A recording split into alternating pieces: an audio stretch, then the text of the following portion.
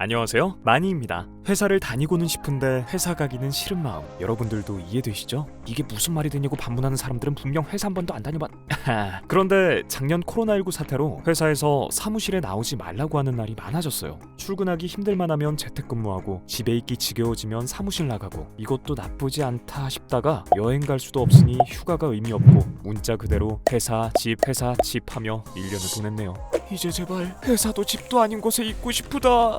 코로나19를 계기로 재택근무, 더 나아가 원격근무가 대세가 되고 있다는 이야기, 지난해 월요지식회에서도 한번 다룬 적이 있죠. 원격근무 어렵지 않아요. 우리한테는 줌이 있으니까요. 다행히 백신 접종이 시작됐으니 올해 말쯤은 일상으로의 복귀를 조심스레 예상해보지만, 백신으로 집단 면역에 도달하기까지의 예상 소요 시간도 상당하고, 변이 바이러스라는 변수도 있어서 섣불리 낙관할 수 있는 상황은 아니랍니다.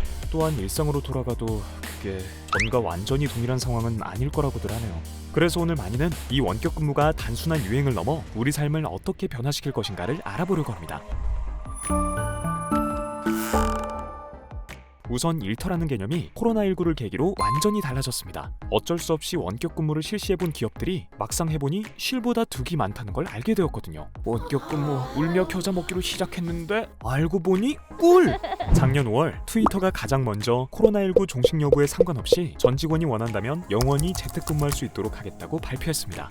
예스! 사실 트위터가 과감히 이런 결정을 내릴 수 있었던 건 코로나19 팬데믹이 유행하기 훨씬 전 2018년도에 미리 이런 상황을 경험해봤기 때문입니다. 당시 트위터의 골치는 러시아 봇 계정을 찾아내어 말소시키는 업무였는데요. 이 팀의 책임자가 샌프란시스코에서 무려 2,000마일이나 떨어진 하와이에 있는 집에서 일하며 25명의 팀원들과 아무 무리 없이 일을 진행했던 거죠. 초대형 모니터와 서핑보드를 옆에 두고요. 완전 부럽다. 트위터는 디지털 환경의 천병인 IT 회사라 이런 사례를 미리 겪어봤다지만, 대부분의 다른 기업들은 코로나19 때문에 어쩔 수 없이 이런 실험을 해야 했습니다. 그런데 결과는 의외로 만족도가 크고, 소위 워크 프롬 홈을 넘어 워크 프롬 애니웨어 트렌드를 서측이 외려 더 반긴다는 것입니다.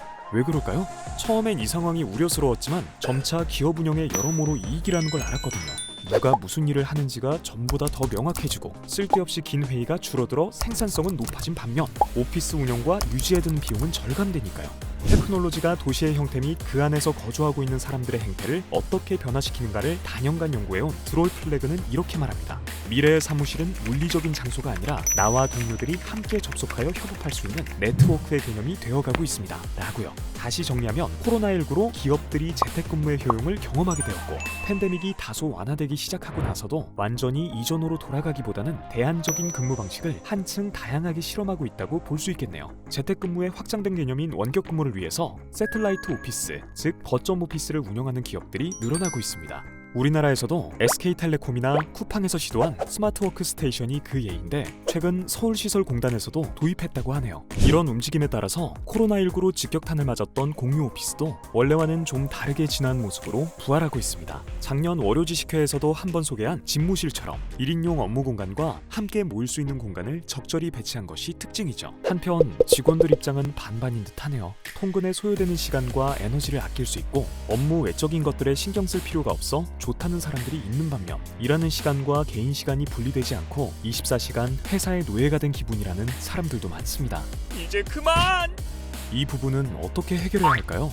일하는 방식은 전혀 바뀌지 않은 채 재택근무다 원격근무다 형식만 바뀐다면 외려 고충이 더 늘어날 겁니다. 앞서 예로 든 트위터처럼 애초에 디지털 인프라가 잘 갖춰진 데다 성과 지향적으로 일을 하며 조직 상하를 막론하고 자기 시간뿐 아니라 남의 시간도 존중하는 기업 문화가 조성된다면 기업 측과 직원들 모두 윈윈하는 결과를 낳을 것입니다. 미래의 업무는 이런 것이 되어야겠죠?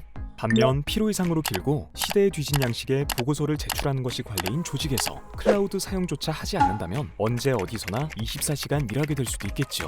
에이, 이러면서요. 반면 클라우드 기반의 협업 툴을 스마트하게 활용하면서 수평적으로 일을 하면 협업하여 결과물을 만들어내는 시간도 줄고, 상급자나 클라이언트로부터 피드백을 받아 반영하는 과정도 훨씬 손쉽고 빠르죠. 원격 근무에 적합한 인프라를 구축하고 새로운 업무 커뮤니케이션 방식을 받아들이는 분위기가 선행되어야 미래적인 업무 환경에 한 걸음 다가갈 수 있을 것입니다. 이제 워라벨보다 워라인 시대. 지금까지 살펴본 것처럼 이제 우리는 시공을 초월하여 일하는 시대에 와 있습니다. 반면 코로나19 상황이 나아지더라도 관광 중심의 단기 여행이나 출장은 다시 늘어나지 않을 가능성이 크다고 합니다. 자, 여기에서 뭔가 아이디어가 떠오르시나요? 이제 더 이상 근무하는 데 있어서 시간과 공간의 제약을 받지 않는다. 얍! 얏! 핫! 그런 반면 옛날처럼 자주 여행을 가긴 힘들고 출장 기회도 없다. 그래서 요즘 부상하고 있는 것이 바로 일상과 결합된 장기 여행입니다. 즉 마니가 지난주에 소개한 실리콘밸리 출신 디지털 노마드의 삶이 일반 직장인들에게도 확대될 조짐이 보이는 거죠. 실제로 작년 팬데믹의 한복판에서 무려 유럽의 휴양지 카나리아 제도에 새로 설립된 회사가 있었으니 이름하여 리피플이라는 이 회사는 전 세계 원격 근무자들을 대상으로 한 코워킹, 코리빙 스페이스를 이 지역에 운영하고 있는데 사업이 매우 번창하고 있다네요. 말하자면 위워크와 에어비앤비가 합쳐진 비즈니스 모델이라고나 할까요?